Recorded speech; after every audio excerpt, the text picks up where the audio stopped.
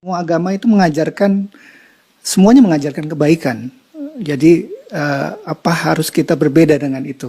Anda merasa benar sebagai Muslim, sedangkan yang lain juga mengajarkan kebaikan. Mungkin pemikirannya saja. Semua agama itu semuanya mengajarkan kebaikan. Jadi apa harus kita berbeda dengan itu? Mungkin kadang-kadang kita diajukan dengan pertanyaan itu. Anda merasa benar sebagai Muslim, sedangkan yang lain juga mengajarkan kebaikan.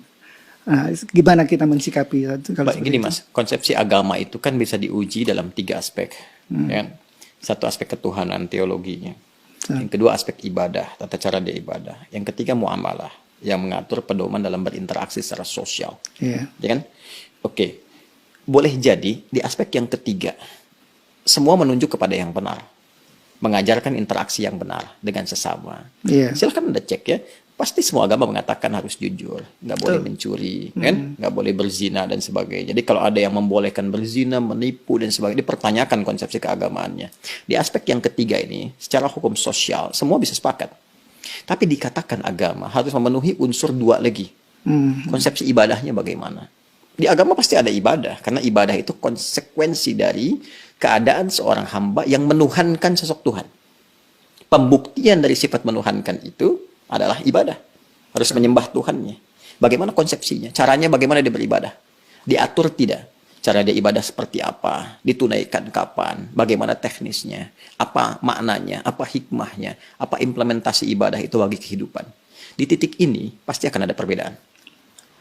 Saya sebagai Muslim, ya, dengan saudara-saudari kita sebangsa setanah air dan non-Muslim, konsepsi ibadahnya pasti beda. Ya, saya di Islam. Kenapa saya meyakini Islam misalnya? Karena konsepsi ibadah saya, ya, yang saya jalani dalam Islam, itu menurut saya yang paling sesuai, paling lengkap, paling akurat, paling rasional. Ya, dari sisi sholatnya misalnya, ibadah pokok itu kan sholat. Waktunya jelas diatur. Kapan saya mesti sholat? Panggilannya jelas. Kemudian bagaimana penampilan saya saat akan menunaikan sholat jelas. Apa yang harus saya lakukan sebelum sholat jelas. Sebelum sholat kamu wudhu dulu. Ada langsung firmannya dari Allah. Bukan rekayasa manusia. Bukan buatan Nabi Muhammad SAW. Kan? Langsung dari Tuhan. Nih Quran surah ke-5 ayat yang ke-6. Ini cara wudhunya begini. Diatur. Diterangkan oleh Rasul. Begini prakteknya. Kemudian sebelum sholat kenakan pakaian yang terbaik. Bahkan sejak ada panggilan dari masjid kita dengar. Quran surah ke-7 ayat 31. Ya bani Adam khudzu zinatakum inda kulli masjid. Kemudian setelah itu diatur bagaimana cara memulai ibadahnya. Dari mulai takbir pembuka sampai dengan salam. Dijelaskan selain cara, maknanya apa. Kenapa tangannya begini.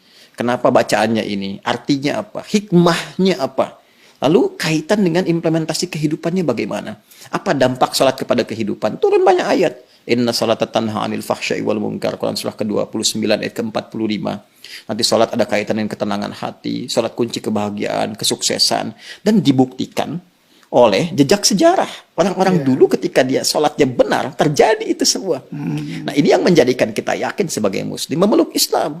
Bagi penganut agama lain, punya konsepsi sendiri. Kita nggak bisa paksakan semua sama di titik ini dalam konsep keberagamaan. Apalagi kalau sudah masuk ke konsep teologis, ketuhanan. Ya kan? Nah, untuk menentukan agama ini, ya, benar sebagai agama, kan mesti punya konsep ketuhanan. Nah, Islam pun menawarkan kepada kita secara ilmiah dan objektif untuk menguji. Bagaimana sih standar untuk menetapkan zat itu sebagai Tuhan. Ya kan? Apa ukuran-ukurannya? Maka Islam menyampaikan. Misalnya di Quran surah ke-42 Asy-Syura ayat yang ke-11. Laisa kamitslihi syai' di ujung ayatnya. Ya, sifat Tuhan itu nggak boleh sama dengan selain Tuhan. Ya, harus beda. 100% harus berbeda. Ya, jadi kalau misalnya manusia ini lemah, maka Tuhan mesti lebih kuat. Nggak boleh sama dengan makhluk. Kan? Kalau manusia berpasangan, Tuhan itu harus esa, harus tunggal misalnya. Demikian banyak hal yang bisa ditampilkan. Nah, konsepsi teologi ketuhanan ini, setiap agama itu pasti berbeda. Ya kan? Nah, tinggal kita uji. Kan negara memberikan kepada kita hak penuh, merdeka untuk memilih. Dan dahsyatnya, Al-Quran memberikan kesempatan kepada kita itu secara merdeka. Terbuka untuk memilih. Bahkan dalam aspek teologi, di Quran surah ke-47 Muhammad, ayat yang ke-19, kata Allah, fa'lam. Anda mesti punya dasar pengetahuan. Annahu untuk menetapkan la ilaha illallah. Untuk menetapkan tiada Tuhan selain Allah.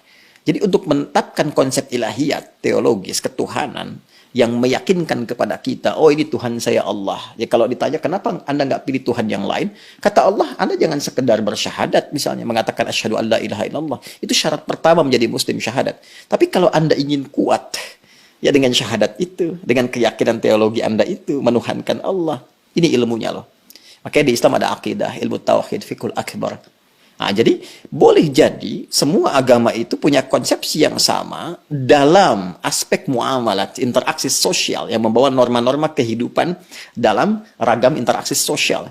Tapi bisa berbeda dalam konsepsi ibadah dan ketuhanan. Dan aspek ketuhanan yang paling pokok. Ya kan? Ya. Jadi kalau semua sama, berarti kan mesti ada yang spesial, yang beda kan? Ya, betul. Nah, itu yang menjadikan Anda, saya, kita melihat yang spesial ini bagi saya. Konsepsi Islam sangat jelas, tidak ambigu. Ya, menentukan ketuhanan jelas. Fa'lam annahu la ilaha illallah. Innani anallahu la ilaha illa ana fa'budni. Ya, saya Allah, kata Allah, nggak ada Tuhan yang dipertuhankan selain saya. Ya, maka sembah saya. Nah, saya mencari, saya membandingkan, melihat dengan keyakinan lain, saya temukan yang paling jelas. Tidak ambigu, tidak susah dipahami sebagai muslim ya. Ya, dan saat yang bersamaan ketika kita meyakini Allah pun sebagai Tuhan, memeluk Islam, beribadah dalam Islam, saat yang bersamaan tetap diminta oleh Al-Quran, la ikraha fiddin, gak boleh paksa orang. Indah gak? Iya, indah sekali. Lakum dinukum waliyadin. Hormati keyakinan orang lain. Kamu meyakini Islam sebagai agama yang benar, ya, tapi hormati orang lain juga. Ya, jelaskan keislaman Anda itu lewat penampilan Anda, karakter Anda, perilaku Anda, sifat dan sikap Anda. Kalau ditanya, jelaskan, jawab, dan sebagainya. Masya Allah. Indah nggak? Indah, Pak. Ya, jadi di situ titik perbedaannya. Jadi nggak bisa kita katakan semua agama sama, karena konsepsi dasarnya itu berbeda. Iya, iya. Paham sekarang ya? Betul, betul. Nah, kalau paham berarti nggak ditanya lagi. Ya, mungkin kita luruskan, Ustaz. Jadi, Berarti ada yang bengkok. iya. Ya, yang diluruskan pernyataan saya atau ada masalah nih di luar. Yang berkembang sampai Anda angkat kaki itu. Yang berkembang di masyarakat, Ustaz. Jadi, Muslim yang semakin berilmu, otomatis makin toleran terhadap masyarakat di sekitarnya. Mungkin bisa dibilang begitu, Ustaz. Ya, bisa disimpulkan demikian toleran dalam aspek-aspek yang perlu ditoleransi. Betul, betul, betul. Dan ini ekspresi toleransi itu pun sesuai dengan kebutuhannya. Jadi jangan berlebihan juga. Nggak bisa toleran itu misalnya, ini lebih berkembang lagi, ikut-ikutan beribadah sesuai dengan agama-agama orang lain. Ya, nggak mungkin itu ya. Anda nggak bisa toleransi ikut ke tempat ibadah orang. Justru itu intoleran yang sangat tinggi. Iya. Paham nggak maksudnya? Paham, Ustaz. Paham. Apa coba? Ulang lagi nanti. Bukan. Intoleran yang sangat tinggi. Kenapa? Iya, Kenapa? Karena saat dia kebebasan. hadir di tempat orang itu, hati dia meyakini bahwa itu salah. Iya, iya. Tapi dia terpaksa hadir di situ untuk mewujudkan konsepsi yang salah. Iya, iya. Saya toleran nih, datang ke tempat ibadah orang lain. Tapi di hati dia mengatakan ini salah nih, ini nggak benar nih. Iya. Nah, itu kan kalau dalam bahasa agama, nifak, munafik, hipokrit gitu kan. Iya. Jadi saya kira itulah.